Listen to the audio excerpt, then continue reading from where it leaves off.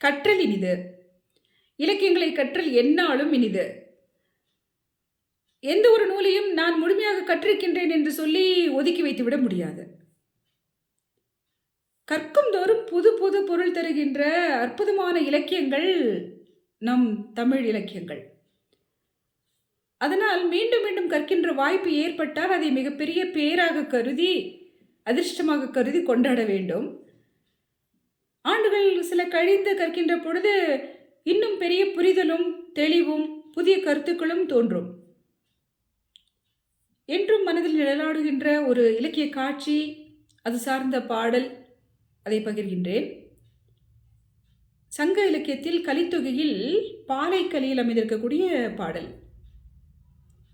தன்னுடைய மகள் உடன்போக்கு சென்று விட்டாள் என்பதை அறிந்த ஒரு தாய் அந்த பெண்ணை தேடிக்கொண்டு வருகின்றாள். உடன்போக்கு என்றால் பெண்மகள் தானாகவே தனக்கு பிடித்த மணாளனை தேர்ந்தெடுத்து கொண்டு பெற்றோர்களுடைய சம்மதம் இல்லாமல் பிழைப்பை தேடி சென்று விடுவது. அது மிக நாகரிகமாக உடன்போக்கு என்று இலக்கியம் குறிப்பிடுகின்றது. அந்த செய்தியை கேட்ட தாயரிலும் இரு வகை தாயர் பார்க்கின்றோம் நாம் இலக்கியத்தில். நற்றாய் செவிலித்தாய் என்று. நற்றாய் பெற்றவளாக இருக்கின்றாள். செவிலித்தாய் அந்த பிள்ளையை பெருகு பாராட்டி வளர்த்தவளாக இருக்கின்றாள். நற்றாய் தன்னுடைய வீட்டின் எல்லையை கடந்து வெளியே வருவது கிடையாது. பெண்ணை தேடிக்கொண்டு வருகின்றவள் செவிலித்தாய். செவிலித்தாய்க்கு மிகப்பெரிய பொறுப்பும் அன்பும் அதிகம்தான். ஏனென்றால் அந்த பெண்ணினுடைய வளர்ப்பிலும் அவள் விளையாடுகின்ற காலத்திலும் உடனிருந்து மகிழ்ந்தவள், அதிகம் பங்கேற்றவள் செவிலித்தாய். எனவே அவளுடைய தவிப்பு சற்று அதிகம். அவளை பிரிகின்ற பொழுது தவிப்பு சற்று அதிகம். எனவே அதை பொறாதவளாகி அவள் தேடிக்கொண்டு வருகின்றாள். வழிநெடுக தேடிக்கொண்டு வருகின்றாள். அவள் வருகின்ற வழியில் சில அந்தணர்கள் எதிர் வருகின்றனர். அறிவில் சிறந்த அந்தணர்கள். முற்காலத்தில் அந்தணர்கள் ஓதுதலையும் ஓதுவித்தலையும் தமது தொழிலாக கொண்டிருந்தார்கள். ஆக அறிவில் சிறந்தவர்கள் அவர்கள் சமுதாயத்தில்.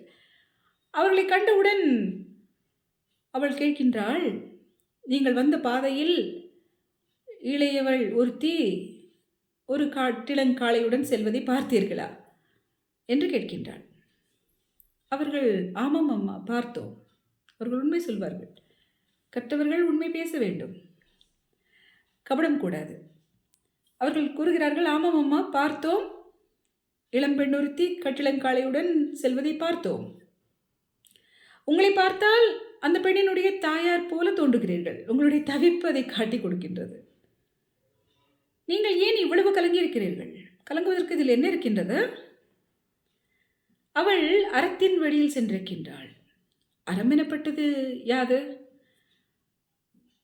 அறம் எனப்பட்டதே இல்வாழ்க்கை, வள்ளுவர் வாய்மொழி. அந்த இல்லற நெறியை அவள் தேர்ந்து தனக்கு உரிய மணாளனை கரம் பிடித்து சென்றிருக்கின்றாள் என்று கூறுகிறார்கள். இந்த அளவிற்கு கருத்து மிக அழகான கருத்து தான். பெண் தனக்குரிய துணையை தானே தீர்மானித்து கொண்டாள். எந்த விதமான செலவும் வைத்து விடாமல், வரதட்சணை, மண்டபம், இப்படிப்பட்ட வகையரா செலவினங்களை எல்லாம் பெற்றோருக்கு தந்து விடாமல் அவள் ஒரு முடிவை எடுத்திருக்கின்றாள். அதோடு நிறுத்தி கொள்ளாமல் அந்த அந்தணர்கள் அந்த தாயை ஆசுவாசப்படுத்துவதற்காக, சமாதானப்படுத்துவதற்காக சிலவற்றை கூறுகிறார்கள். ஏனம்மா இவ்வளவு தவித்து போய் வந்திருக்கின்றாய்? அவள் தனக்குரிய துணையை தேர்ந்தெடுத்து விட்டு சென்று விட்டாள் அல்லவா? விட்டுவிட வேண்டியது தானே? அவள் சென்ற பாதையும் அறத்தின் பாதை. அறம் எனப்பட்டதே இல்வாழ்க்கை. அந்த இல்லறத்தை தேடி தானே அமைத்து கொண்டு சென்றிருக்கின்றாள். விட்டுவிடுங்கள் என்று கூறியவர்கள் அதற்கு சில சான்றுகளை அமைக்கிறார்கள். அந்த தாய்க்கு தெளிவு ஏற்படுத்துவதற்காக, அந்த தாய்க்கு மனதில் சமாதானம் ஏற்படுத்துவதற்காக சில கருத்துக்களை முன்வைக்கிறார்கள். பல ஒரு நெருஞ்சாந்தம் படுப்பவர்க்கு அல்லதை மலையுளே பிறப்பினும் மலைக்கவைத்தாம் என் செய்யும், நினையுங்கள் நும்மகள் நமக்கு மாங்கானைகளே என்று கூறுகிறார்கள். என்ன இது? சந்தனம் மலையில் தோன்றுகின்றதம்மா. அதை யார் எடுத்து அரைத்து பூசிக்கொள்கிறார்களோ அவர்களுக்குத்தான் அது உதவியாக இருக்கும். மலையில் தோன்றியது என்பதற்காக மலைக்கு சந்தனம் என்ன செய்துவிடும்? அப்படித்தான் உங்களுடைய மகள் உமக்கு பயன்பட மாட்டாள் என்று கூறுகிறார்கள். தாயால் இதை ஏற்கவே முடியவில்லை. இது என்னது? என் மகளாயிற்றே, அவள் எனக்கு பயன்பட மாட்டாளா? அவளை நான் தேடி வருவதும் தவறா? அவள் சென்று விட்டாள் என்றால் நான் அப்படியே விட்டுவிடுவதா என்று தவிக்கின்றாள். அந்த தவிப்பை உணர்ந்தவர்களாக அவர்கள் அடுத்த ஒரு எடுத்துக்காட்டினை எடுத்து சொல்கிறார்கள். சீர்கெழு வெண்முத்தம் அணிபவர்க்கல்லதே நீருளே பிறப்பினும் நீர்க்கவைத்தாம் என் செய்யும்? தேருங்கால் நும்மகள் நமக்கு மாங்கனையலே. முத்து எங்கு தோன்றுகின்றது? கடலில் தோன்றுகின்றது, நீரில் தோன்றுகின்றது. அதை யார் எடுத்து அழகாக கோர்த்து மாலையாக்கி அணிந்து கொள்கிறார்களோ அவர்களுக்கு அது அலங்காரத்தை தருகின்றது, மகிழ்ச்சியை தருகின்றது. மற்றபடி நீருக்கு முத்து என்ன செய்துவிடும்? அந்த கடலுக்கு முத்து, அந்த முத்துக்களினால் என்ன பயன்? தேருங்கால் ஆராய்ந்து பார்த்தால், ஆராய்ச்சி செய்து பார்த்தால், நம் மகள் நமக்கு மகனேலே, உங்களுடைய மகள் உங்களுக்கும் அப்படித்தான். எப்படி முத்தானது தான் தோன்றிய கடலுக்கு பயன்படுவதில்லையோ அதுபோல உங்கள் மகள் அவள் தோன்றிய பிறந்தகத்திற்கு பயன்பட மாட்டாள். எனவே நீங்கள் அவளை தொடர்ந்து தொல்லை தராதீர்கள், நீங்கள் திரும்பி சென்று விடுங்கள் என்பதுதான் அவர்களுடைய கருத்தாக இருக்கின்றது. ஆனாலும் தாய் சமாதானம் அடையவில்லை. அவள் பாடு அவளுக்குத்தான் தெரியும். அவள் எப்படி வளர்த்தாள், அந்த பெண்ணை எப்படி ஆளாக்கினாள். அவள் தவிக்கின்றாள். அவள் தவிப்பை உணர்ந்தவர்களாக அவர்கள் இன்னும் ஒரு எடுத்துக்காட்டினை முன்வைக்கின்றனர். ஏழ்புணர் இன்னிசை யாழுளே பிறப்பினும் அதை முரல்பவர்க்கல்லதை யாழ்கவைதாம் என் செய்யும்? ஏழ்புணர் இன்னிசை முரல்பவர்க்கல்லதை யாழுளே பிறப்பினும் யாழ்கவைதாம் என் செய்யும்? 7 ஸ்வரங்கள் சேர்ந்து உருவாகின்ற இனிய இசை யாழிலிருந்து தோன்றுகின்றது. யாழ் என்றால் வீணை, வீணையிலிருந்து தோன்றுகின்றது. வீணையிலிருந்து தான் அந்த இசை தோன்றியது தான். ஆனால் அந்த இசையினால் அந்த வீணைக்கு என்ன பயன்? அதை யார் கேட்கின்றார்களோ அவர்கள் அனுபவிக்கிறார்கள், அவர்கள் அந்த இன்பத்தை அனுபவிக்கிறார்கள். அந்த யாழுக்கு, அந்த வீணைக்கு அந்த இசையினால் என்ன பயன் என்று கேட்கிறார்கள். அப்படிதான் அம்மா சூடுங்கால் நம் மகள் நமக்கு மாங்கனைகளே. ஆராய்ந்து பார்த்தால் உங்களுடைய மகள் உங்களுக்கு இத்தனை தான் உறவு. அவளை வளர்த்தீர்களா? ஆளாக்கினீர்களா? அப்பொழுது மகிழ்ந்தீர்களா? அவளுடைய வளர்ச்சியை பார்த்து, அவளுடைய அறிவுத்திறனை பார்த்து மகிழ்ந்திருப்பீர்கள் தாமே. அவ்வளவு போதுமானது. அதுதான் நீங்கள் பெற்ற பயன். நீங்கள் பெற்றதனால் பெற்ற பயனும் அதுதான். மற்றபடி பெண் மகள் உங்களுக்கு உதவ மாட்டாள், அவள் பிறந்தகத்திற்கு உதவ மாட்டாள்.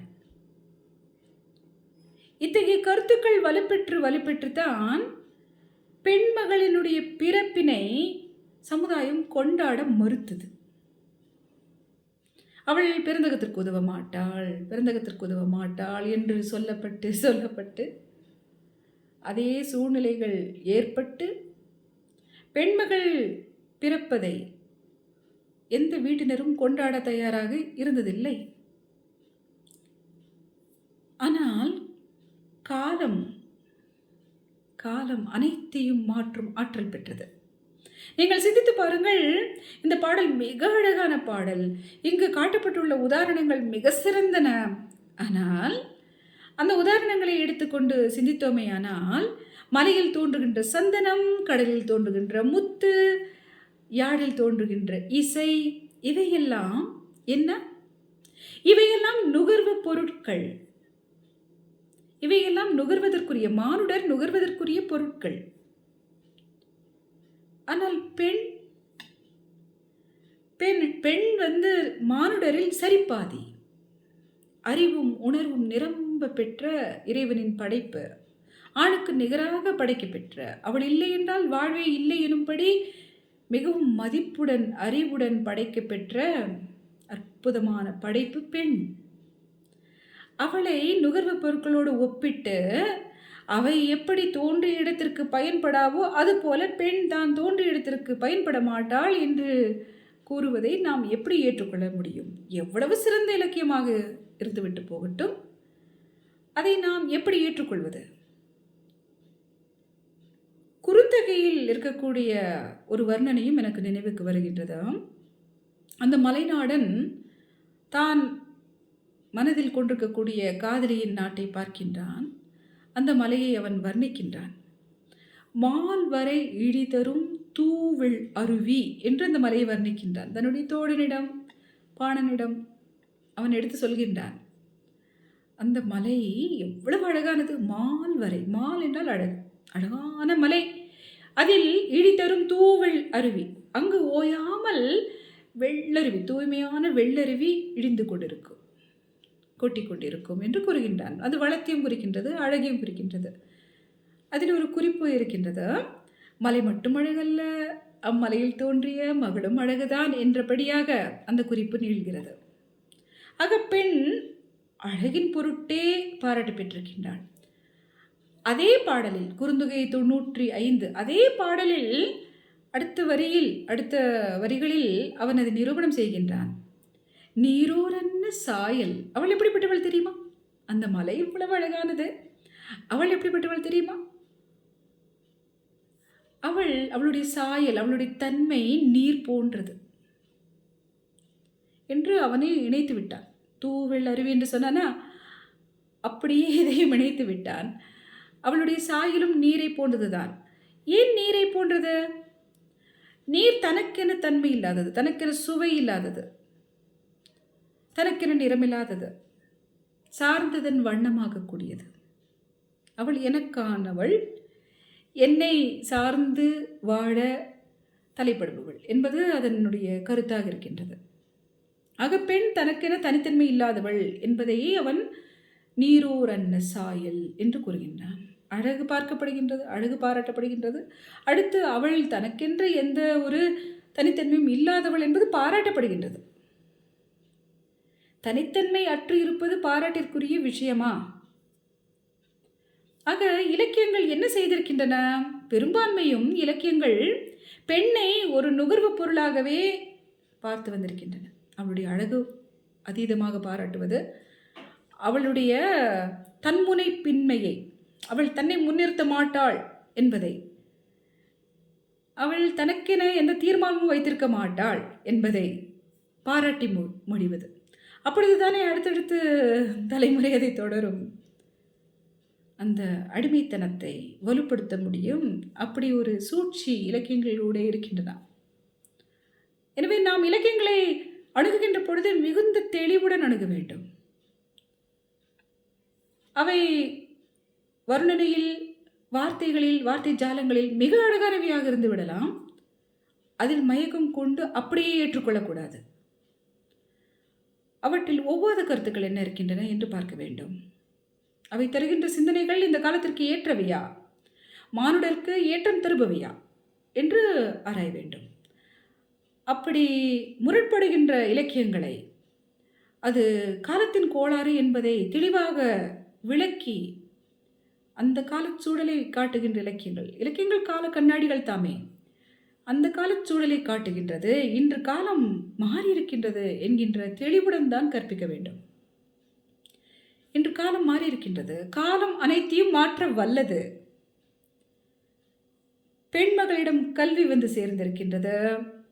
கல்வி சிந்தனை ஆற்றலை பெருக்குகின்றது. சிந்திக்கின்ற ஆற்றல் இருந்தாலே போதும், அது மிக பெரும் செல்வம். அது தன்மான வாழ்க்கையை, பெருந்தன்மையான வாழ்க்கையை அது நமக்கு உரித்தாக்கிவிடும். எனவே சிந்திக்க தெரிந்தவளாக இன்றைய பெண் கற்று தற்சார்பு பெற்றவுடன் தனது பெற்றோரை பார்க்கின்றாள். என்னை ஆளாக்கியவர்கள், இவர்கள் எனக்காக எத்தனை சிரமங்களை தாங்கிக் கொண்டார்கள்.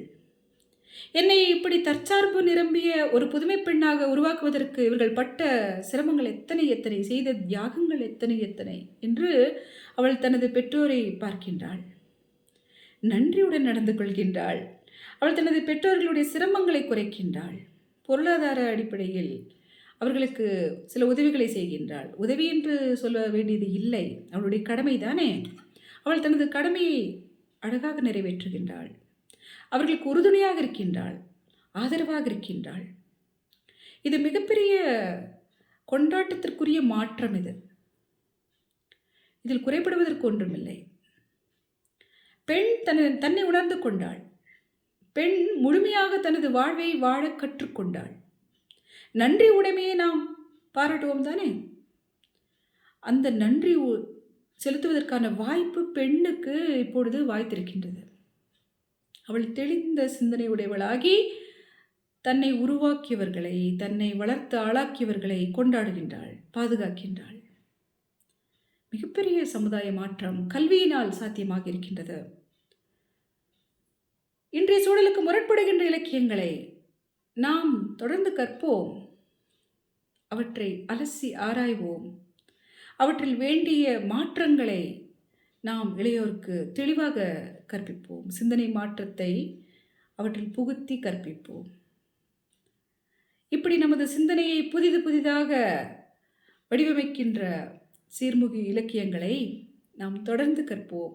கற்றல் எந்நாளும் இனிது. நன்றி.